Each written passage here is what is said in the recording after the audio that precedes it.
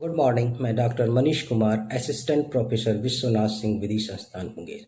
मेरे प्यारे स्टूडेंट, ये ऑनलाइन रिवीजन क्लास जो हम लोग की चल रही है उसका फ़ायदा आपको मिल रहा होगा। पिछले 4 क्लास में हमने 4 क्वेश्चन आपको डील किया था। उसी कड़ी को आज हम आगे बढ़ाते हुए एक नए क्वेश्चन के साथ आए हैं सेमेस्टर 1 कॉन्स्टिट्यूशन में। पिछले 4 क्लास में हमने जो आपको स्टडी करवाया था ऑनलाइन क्लास के माध्यम से, जो ये हमारी रिवीजन क्लास चल रही थी, वो 4 क्वेश्चन ये था कि characteristics of Indian constitution, whether our constitution is federal और unitary, passing of bill on right to equality. ये चारों क्वेश्चन अभी तक हमने स्टडी कर लिया है। आज हम एक नए क्वेश्चन, वो है explain the procedure for proclamation of emergency. आज हम इमरजेंसी की स्टडी करेंगे। आज का जो क्वेश्चन है बहुत ही इंटरेस्टिंग और बहुत ही इम्पोर्टेंट क्वेश्चन है।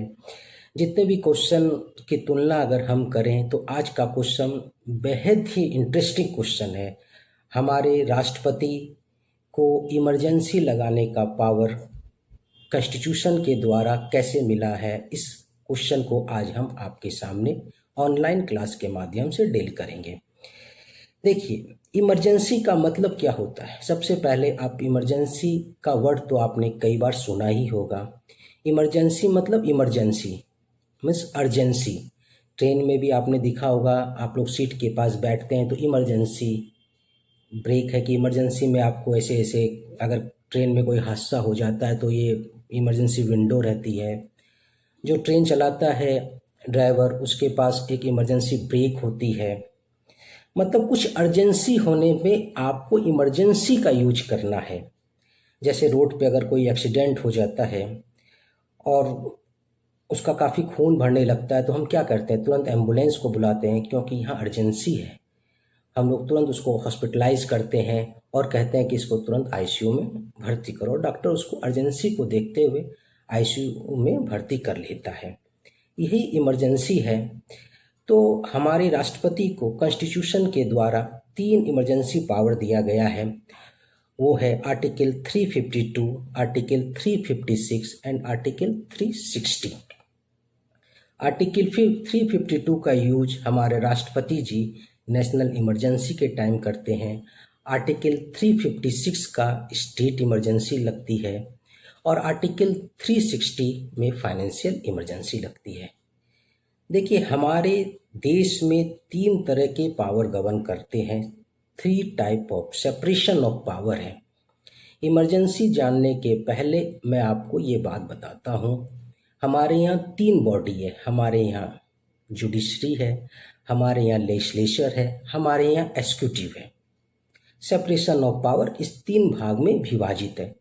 अब जुडिशरी का काम क्या है। जुडिशरी का काम तो हम और आप भली भांति समझते हैं कि जुडिशरी का काम कितना लेंदी है।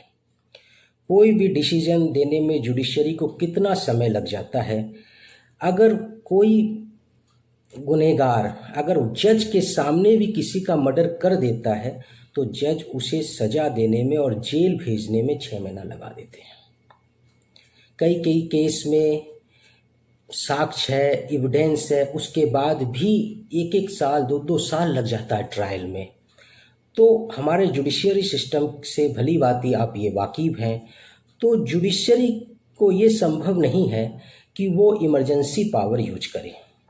दूसरा है लेजिस्लेचर। लेजिस्लेचर में हम देखते हैं किस तरह बिल पास होता है। एक क्वेश्चन जो पिछले क्लास में हमने आपको डील किया था, बिल, अगर ये इमरजेंसी का पावर लेजिस्लेचर को दे दिया जाए तो वो इमरजेंसी तो संभव नहीं है कि तुरंत लगे, क्योंकि हमारे लेजिस्लेचर में हम देखते हैं वो बिल लाते हैं, पहले वो बिल पास कराएंगे, लोकसभा जाएगा, राज्यसभा जाएगा, बिल जब पास हो जाएगा उसके बाद भी तर्क वितर्क चलेगा, बिल में ये अमेंडमेंट होना चाहिए, ये होना चाहिए, कई बार हमने देखा है। तो ये इमरजेंसी का प्रोविज़न यहाँ लेजिस्लेचर को भी संभव नहीं लगता है। अब तीसरा बॉडी आती है एग्जीक्यूटिव। तो ये पावर हमारे कॉन्स्टिट्यूशन में एग्जीक्यूटिव को दिया गया है इमरजेंसी लगाने का। ना ही ये पावर जुडिशियरी को है, ना ही ये पावर लेजिस्लेचर को है, ये पावर हमारे यहाँ एग्जीक्यूटिव बॉडी को दिया गया है। अब 3 तरह की इमरजेंसी होती है, आर्टिकल 352, 356 और 360। पहला जो है 352, उसको हम लोग सिलसिलेवार तरीके से पढ़ते हैं, फिर 356 को देखेंगे, फिर 360 को देखेंगे। अब हमारे राष्ट्रपति महोदय, हमारे महामहिम आर्टिकल 352 का यूज कब कब करते हैं? हमारे कॉन्स्टिट्यूशन में ये बताया गया कि आर्टिकल 352 का यूज 3 पार्ट में किया जा सकता है, 3 तरीका है। पहला वार की कंडीशन में, दूसरा है एक्सटर्नल एग्रीगेशन की स्थिति में, तीसरा है आर्म रिबेलियन। अगर हमारे देश में कोई वार छिड़ गई है, या एक्सटर्नल एग्रेशन हो गया है, या आर्म रिबेलियन हो गया है, ऐसा नहीं है कि हो चुका है, ऐसी होने की अगर संभावना भी है और हमारे राष्ट्रपति जी को ऐसा लगे कि हमारे देश में वार हो सकता है, सेंट्रल एग्रेशन का खतरा है, आर्म रिबेलियन का खतरा है, तो वो आर्टिकल 352 का यूज करके देश में इमरजेंसी लगा सकते हैं। इमरजेंसी वो चाहे तो पूरे कंट्री में लगा सकते हैं या कंट्री के कोई पार्ट में लगा सकते हैं। देखिए, यहाँ 2 चीज़ ध्यान देने की बात है। आर्टिकल 352 में राष्ट्रपति जी को ये पावर है, क्या वो इमरजेंसी इंडिया के कोई पार्ट में लगा सकते हैं, क्या पूरे भारत में इमरजेंसी लगा सकते हैं। इमरजेंसी लगा सकते हैं, लेकिन उसके लिए यूनियन कैबिनेट का अप्रूवल ज़रूरी है। हमारे यहाँ यूनियन कैबिनेट है, जिसके हेड प्राइम मिनिस्टर होते हैं। प्राइम मिनिस्टर एक बैठक करेगा जिसमें यूनियन कैबिनेट रहेंगे, यूनियन के सारे मंत्री रहेंगे। वो मंत्री एक अप्रूवल बना के देंगे, उसके बाद राष्ट्रपति उसके बाद प्राइम मिनिस्टर उस बैठक की अध्यक्षता करेंगे। उसके बाद वो अप्रूवल वो प्रेसिडेंट को जाएगा, और प्रेसिडेंट जो है हमारे देश में कोई पार्ट में क्या पूरे राज्य पूरे कंट्री में आर्टिकल 352 का यूज करते हुए नेशनल इमरजेंसी लगा देंगे। लेकिन ये प्रोसेस यूनियन कैबिनेट को स्वीकृति लेते हुए हमारे प्राइम मिनिस्टर तब भेजेंगे। 1975 में हमने देखा था, इंदिरा गांधी ने ऐसा नहीं किया था। उन्होंने बेगर यूनियन कैबिनेट को बैठते हुए राष्ट्रपति जी को कह दिया था कि आप हमारे देश में इमरजेंसी लगा दीजिए, तो राष्ट्रपति जी ने लगा दिया था। उसके बाद उन्होंने यूनियन कैबिनेट को इस बात को बताया, लेकिन उस टाइम भी इमरजेंसी लग गई थी। अब जब इमरजेंसी लग जाती है तो इमरजेंसी 1 महीने के अंदर, अगर देश में इमरजेंसी लग गई है, देश में या देश के किसी हिस्से में अगर इमरजेंसी लगी है, तो उसकी वैलिडिटी 1 मंथ की रहेगी। उस 1 मंथ में लोकसभा को, पार्लियामेंट को उसके ऊपर एक चर्चा करके उसको पास कराया जाएगा एक स्पेशल मेजॉरिटी के द्वारा। जो इमरजेंसी लगी हुई है, 1 महीने की वैलिडिटी रहेगी, वो उस 1 महीने वैलिडिटी जो है उसको एक्सटेंड करने के लिए पार्लियामेंट मतलब लोकसभा एंड राज्यसभा बोथ, लोकसभा और राज्यसभा उसको पास कराएगी उस इमरजेंसी को, उस 2/3 ऑफ द मेजॉरिटी और एक ये मेजॉरिटी के द्वारा, तब वे एक्सटेंड किया जाएगा 6th मंथ के लिए। हमारे यहाँ 44वां संशोधन 1978 में हुआ था। उसके पहले जब इमरजेंसी लगती थी तो उसको पास कराने के लिए सिंपल मेजॉरिटी लगती थी, और 94 अमेंडमेंट के बाद उस जो इमरजेंसी लगती है उसकी वैलिडिटी 1 मंथ की रह गई है। लेकिन 44वें संशोधन के पहले उसकी वैलिडिटी 2 मंथ होती थी, और वो लग जाया करती थी, वहाँ पे कोई टाइम लिमिट नहीं रहता था। लेकिन आफ्टर 44 अमेंडमेंट के लिए यहाँ पे चेंज कर दिया गया है, वो वैलिडिटी 1 मंथ की रहेगी स्टार्टिंग में, और उसके बाद वो बिल को पास कराया जाएगा। उस वैलिडिटी को बढ़ाने के लिए वो 6th मंथ के लिए बाय द पार्लियामेंट मतलब लोकसभा और राज्यसभा दोनों सदनों में 2/3 ऑफ द मेजॉरिटी, तब वे जाके एक्सटेंड करेगी 6th मंथ की। 6th मंथ एक्सपायर होने के बाद सेम प्रोसेस करना पड़ेगा पार्लियामेंट को, फिर वो नेक्स्ट 6th मंथ के लिए इमरजेंसी बढ़ जाएगी। ऐसे कई टर्म आप उसको यूज कर सकते हैं। ये 44 अमेंडमेंट के बाद ऐसा हुआ। 44 अमेंडमेंट के पहले क्या था, उसकी वैलिडिटी 2 मंथ की रहती थी और उस 2 मंथ के बाद वो सिंपल मेजोरिटी से अगर पार्लियामेंट ने उसको पास भी कर दिया तो उसके बाद हर 6 मंथ का कोई कॉन्सेप्ट नहीं था। लेकिन 44 अमेंडमेंट में इसको चेंज करके हर 6 मंथ के लिए फ्रेश अप्रूवल लेना पड़ेगा पार्लियामेंट का, तब हमारे यहाँ इमरजेंसी कंटिन्यू रहेगी। इमरजेंसी को रिवोक कराने के लिए, अगर इमरजेंसी को रिवोक कराना है तो 1/10 of the member of the Lok Sabha, हम यहाँ पे बात कर रहे हैं ओनली लोकसभा। अगर लगाना है तब तो पार्लियामेंट, बोथ लोकसभा और द राज्यसभा। लेकिन अगर रिवोक कराना है, इमरजेंसी को हटाना है, तो केवल लोकसभा के 1/10 मेंबर का एक अप्रूवल चाहिए, सिग्नेचर चाहिए। अगर लोकसभा का सेशन चल रहा है तो 1/10 ऑफ द मेंबर उस अप्रूवल को साइन करेंगे और स्पीकर को देंगे। स्पीकर राष्ट्रपति जी को देगा और इमरजेंसी हमारे देश से हटक जाएगी। अभी तक हमारे देश में 3 बार इमरजेंसी लग चुकी है। अभी तक के इतिहास में हमने 3 बार इमरजेंसी को फेस कर चुका है। हमारे यहाँ 1962 में इमरजेंसी लगी थी, हमारे वहाँ 1971 में इमरजेंसी लगी थी और 1975 में इंदिरा गांधी सरकार में इमरजेंसी लगी थी। पहला इमरजेंसी कब लगा था, जब वार हुआ था इंडिया और चाइना का, और 1975 में इमरजेंसी तब इंदिरा गांधी ने लगाई थी जब उन्होंने चुनाव हार गया था और उन्होंने ऐसा लग रहा था कि देश के अंदर आर्म रिबेलियन हो सकता है, तो उन्होंने ये इमरजेंसी लगाई थी। तो इमरजेंसी लगने से फिर हमारे डे टू डे लाइफ में क्या होता है। देखिए, इमरजेंसी लगने के बाद जो भी हमारा जो फेडरल स्ट्रक्चर है वो ख़त्म हो जाता है कॉन्स्टिट्यूशन का। फिर हम यूनिटरी की ओर आगे चल जाते हैं। फिर स्टेट का कोई कॉन्सेप्ट नहीं रहता, सारा पावर प्रेसिडेंट के पास चल जाता है। हम फेडरल के रूप में चल जाते हैं। जो हमारा फंडामेंटल राइट है उसका कोई अधिकार नहीं होता। फंडामेंटल राइट को हम यहाँ क्लेम नहीं कर सकते हैं, कोई कोर्ट में उसको हम चैलेंज नहीं कर सकते हैं अगर इमरजेंसी लग जाती है।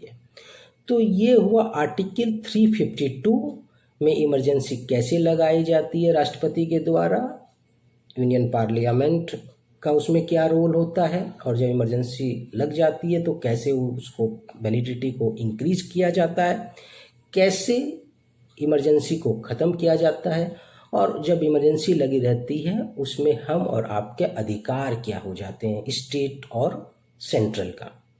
ये हो गया आर्टिकल 52 जिसको हम कहते हैं नेशनल इमरजेंसी। अब हम देखते हैं आर्टिकल 356 जिसे हम कहते हैं स्टेट इमरजेंसी।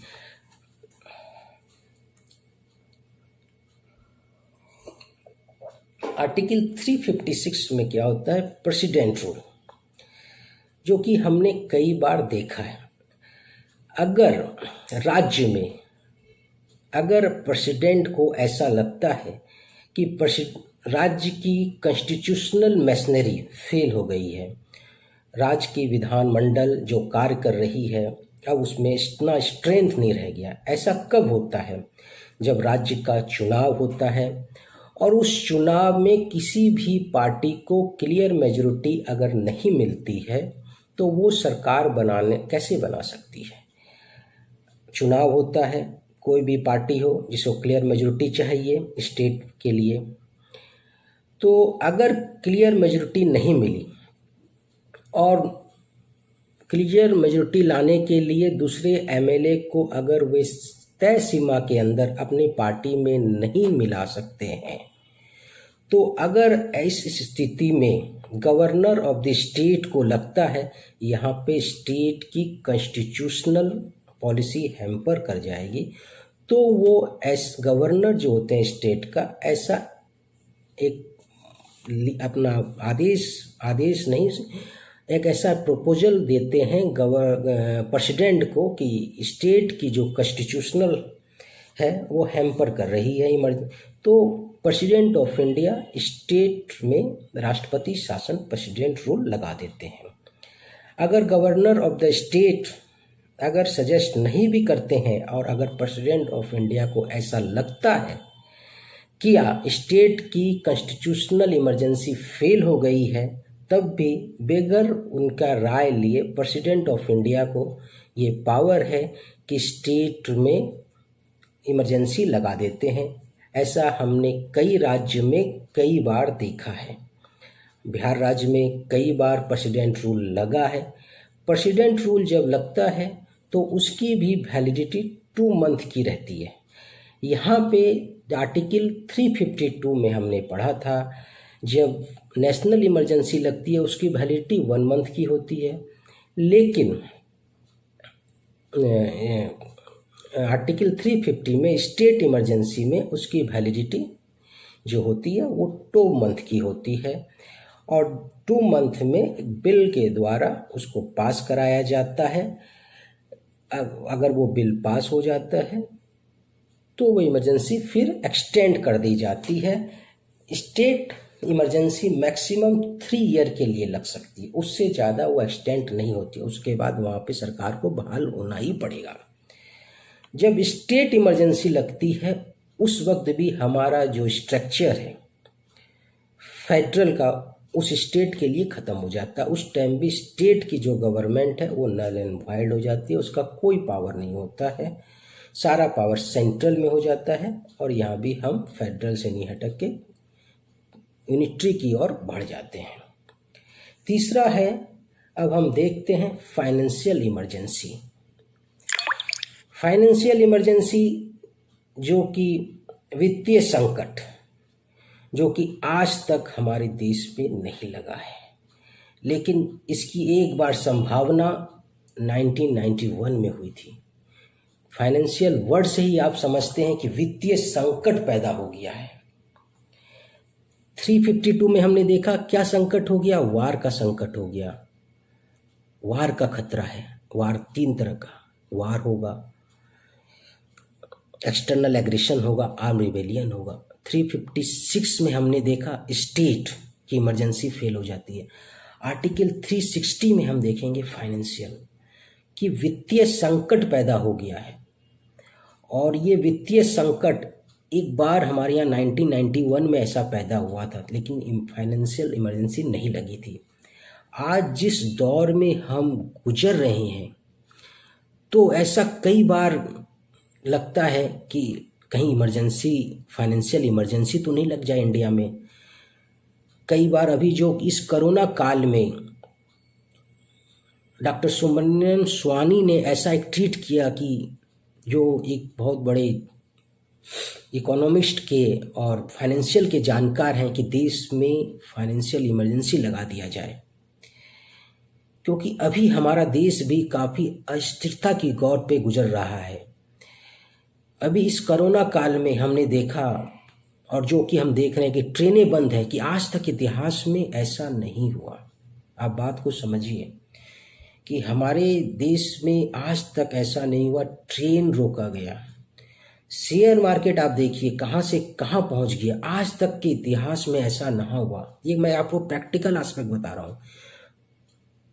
आज तक कई बार लोअर सर्किट लग चुका है, तो ऐसी स्थिरता लगता है कि क्या हम देख लेंगे क्या फाइनेंशियल इमरजेंसी, जो कि आज तक हिंदुस्तान में नहीं लगा है। फाइनेंशियल इमरजेंसी अगर लगती है तो उस वक्त जो भी हमारी सेविंग है वो सब सरकार के खाते में ट्रांसफ़र हो जाएगी, उस पर हमारा कोई हक नहीं होगा। सरकार की जब फाइनेंशियल अस्थिरता हो जाती है और सरकार को जो कि अभी लग रहा है, लोगों की जॉब जा रही है, लोगों के पास पैसे नहीं हैं, जो डेली वर्कर उनके पास काम नहीं है, अच्छे अच्छे लोगों की नौकरी जा गई है, अच्छे अच्छे कंपनी जो कि अपने एम्प्लॉय को कॉस्ट कटिंग और एम्प्लॉय की छटनी, कई इंडस्ट्रीज़ जो पूरी तरह फेल के करार में, टूरिज्म इंडस्ट्रीज़ जो एकदम चौपट हो गई है। तो ये क्वेश्चन उठता है कि अब हम क्या नेशनल इमरजेंसी की ओर बढ़ रहे हैं। तो ऐसा हम देख रहे हैं, अगर नेशनल इमरजेंसी लगती है तो जितने भी फाइनेंशियल जो हमारे पास हैं वो सब उस पर सरकार का कब्जा हो सकता है। ऐसा एक बार 1991 में भी हुआ था। अगर देश में इमरजेंसी लगती है, उसके लिए 2 मंथ प्रेसिडेंट आर्टिकल 360 का यूज करेंगे और 2 महीने का टर्म दिया जाएगा और 2 महीने के अंदर जो है लोकसभा में 2 मंथ के अंदर लोकसभा और राज्यसभा में सिंपल मेजॉरिटी के द्वारा उसको पास करा दिया जाएगा। यहाँ पे सिंपल मेजॉरिटी जो कि आर्टिकल 352 में हमने देखा है स्पेशल मेजॉरिटी चाहिए 2/3, लेकिन अगर ये फाइनेंशियल इमरजेंसी लगती है तो पार्लियामेंट में ओनली सिंपल मेजॉरिटी, जिसमें सिंपल मेजॉरिटी में क्या होगा, मोर देन 50% ही मेंबर अगर दोनों सदन को में अगर उस बात की यस कर दें तो वो फाइनेंशियल इमरजेंसी फाइनल हो जाती है। यहाँ पे सिंपल मेजॉरिटी चाहिए। अगर ऐसी स्थिति में अगर हमारे देश में नेशनल इमरजेंसी लग जाती है तो जितने भी कर्मचारी हैं राज्य के चाहे वो केंद्र के, सबकी सैलरी रोक दी जा सकती है या कटिंग हो जा सकती है या हाफ हो सकती है।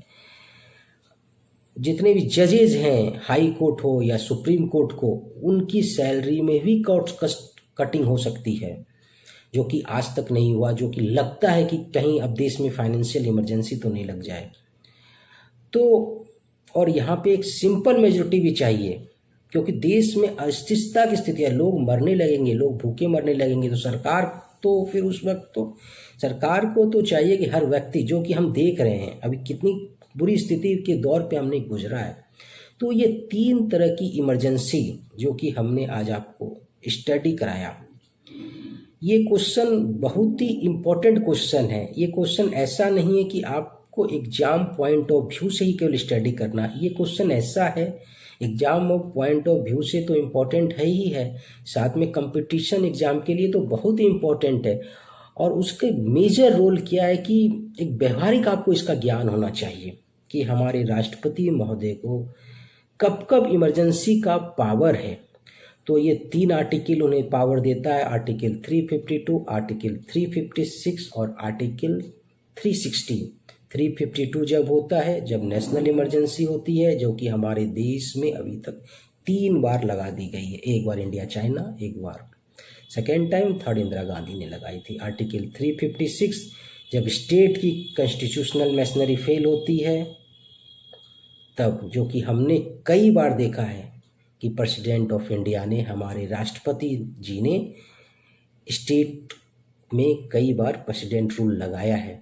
और थर्ड जो मोस्ट इम्पॉर्टेंट है फाइनेंशियल इमरजेंसी, जो कि आर्टिकल 362, जिसको आज तक देश ने नहीं झेला है, लेकिन इस कोरोना काल में जब राष्ट्रपति जी का संबोधन होता है तो हम कई बार ऐसा लगता है कि क्या ऐसा वो फिर संबोधन करेंगे। तो ये एक बहुत ही इम्पोर्टेंट क्वेश्चन जो कि हमने आपको स्टडी कराया इस ऑनलाइन रिवीजन क्लास के माध्यम से। आप इसको देखिए और इसका लाभ उठाइए। ये क्वेश्चन पहले भी मैंने कहा है बहुत ही इम्पोर्टेंट है और ये एस्पेक्ट आपको जानना चाहिए।